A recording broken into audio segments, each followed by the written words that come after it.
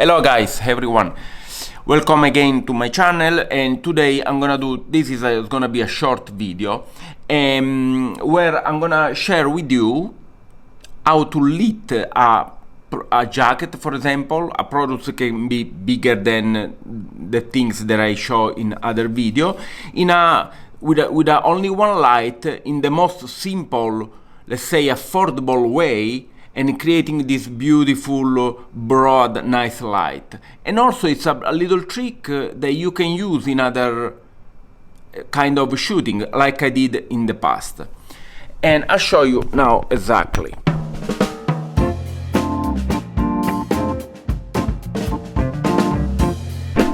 Okay, this, for example, this is the product that we wanna photograph today. I mean, which is my jacket. That's an example. So now let's make my jacket a little bit nicer.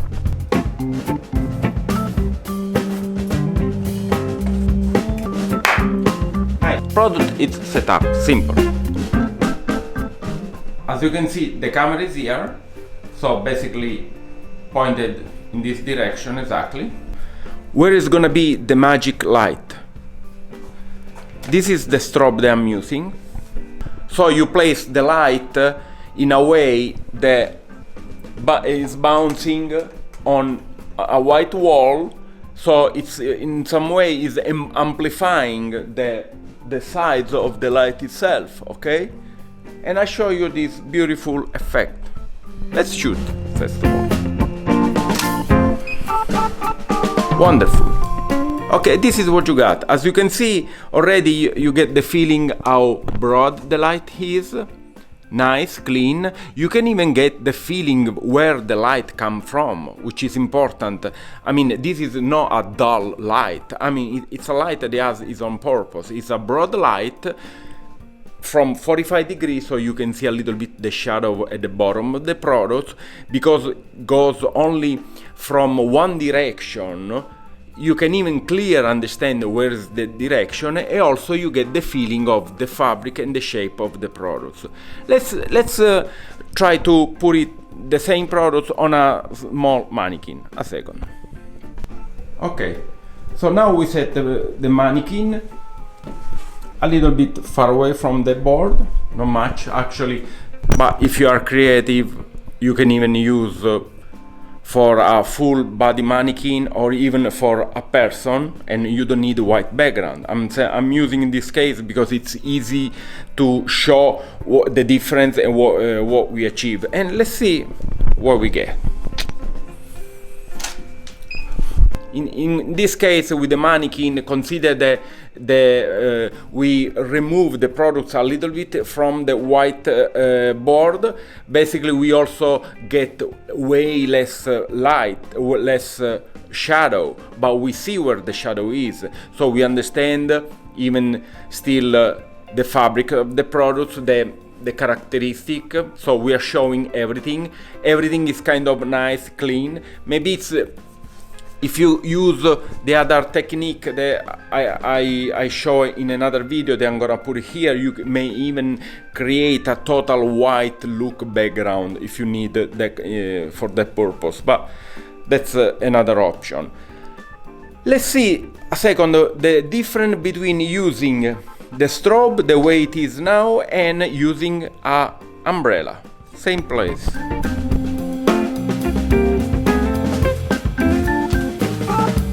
In this case, I'm using actually a very large umbrella, and you'll see the effect.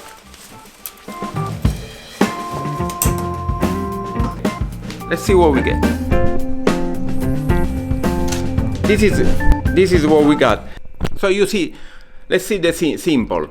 The light is a little bit harsher, and you can see the shadow in the back. It's even more prominent than the other one, okay? You still get the feeling of the product, because we are still using only one light, but basically we are just making the light a little bit smaller, because even if this is I think it's like a 50-inch umbrella, but it's still way smaller than 5 feet of white surface behind me. As I mentioned before, this is a light that I've been using other times for some photo shoot, and actually I have a video that I'm posting here now where I show you where I was using two strobe bouncing on the back of myself with a white wall, creating this beautiful generic light, and then I mount a beauty dish on the side as a key light, just to create a shadow and play with that one. So it's a way also to understand how to use light, even in case you have multiple light that you want to use. You can always create one general, which is always my idea for when you want to have just a nice, not too much creative look. Always having a big broad light and then just a kick light just to move a little bit the shadow in the direction that you want. Just as a suggestion is pay attention if you are in a small ambient, using this light bouncing on the wall. Pay attention if you have walls on the side too close to you, because these generate too much light from different direction, so you may create a duller light, less interesting, because the light comes too much from everywhere, every place, so even the shadow is not very neat and clean, which means eventually the product doesn't show up very well. So when usually I'm in small place, I've been trying to use technique like this. You gotta, let's say you gotta force the light to go only from one direction, maybe putting some black board on the side of your product. That's to achieve. In this case, consider the place is big, so we don't care about light coming from the side because we don't reach. Basically, we only have this light from 45-degree, wonderful big angle.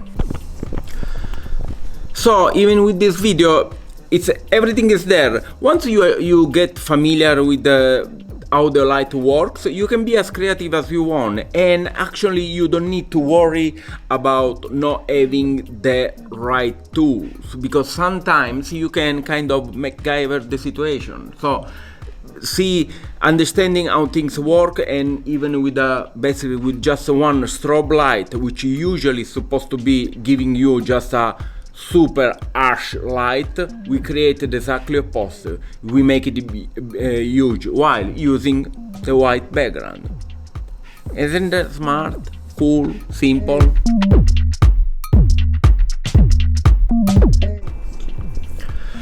So guys, once again, I hope this video was kind of interesting, maybe not super entertaining, because I just want to convey the information as fast as possible and there is not much fuzz around. Yeah, subscribe and help me putting a thumb up and subscribe if you like, and I'll see you soon. And cheers from New York City.